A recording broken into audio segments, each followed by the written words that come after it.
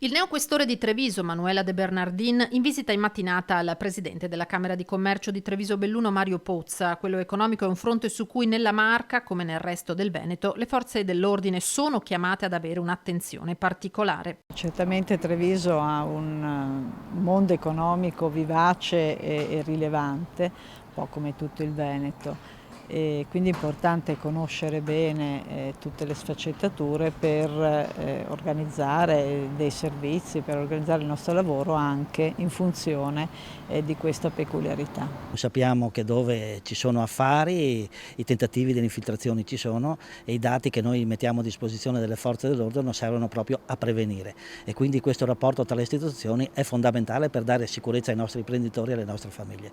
Non a caso tra l'ente camerale e le forze dell'ordine c'è un continuo scambio di informazioni, fondamentale soprattutto in un periodo di forte crisi come questo. I segnali di rallentamento arrivati nel secondo semestre dell'anno dal comparto del manifatturiero sono indicativi di una ripresa già infrenata. Sono comunque dati positivi, però purtroppo la situazione è molto critica perché sappiamo quant'è il costo dell'energia, del gas, delle materie prime, le difficoltà, le tensioni internazionali che ci sono.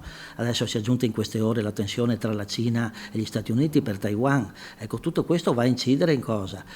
Negli investimenti. Poi mettiamoci la crisi anche di governo e questo ovviamente si ripercuote nei consumi e nelle strategie. Pozza condivide l'allarme lanciato dal presidente degli industriali di Treviso e Padova Leopoldo Destro, secondo cui la crescita rischia di non durare a lungo.